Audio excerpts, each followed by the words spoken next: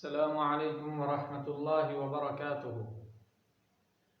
جناب نبی کریم صلی اللہ علیہ وآلہ وسلم نے ارشاد فرمایا، جس شخص نے وضو کیا اور اچھی طریقے سے وضو کیا، یعنی وضو کے سنن اور مستحبات کو سامنے رکھتے ہوئے صحیح طریقے سے وضو کیا، اور وضو کرنے کے بعد اس نے اگر یہ دعا پڑھ لی تو اس کے لیے جنت کے 8 دروازے کھول دیے جاتے ہیں۔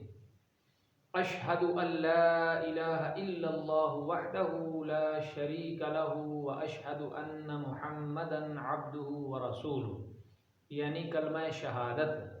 جس نے یہ دعا یعنی کلمہ شہادت وضو کرنے کے بعد پڑھ لیا، اشہد ان لا الہ الا اللہ وحدہ لا شریک لہ واشہد ان محمدا عبدہ ورسولہ، تو اس کے لیے جنت کے 8 دروازے کھول دیے جاتے ہیں۔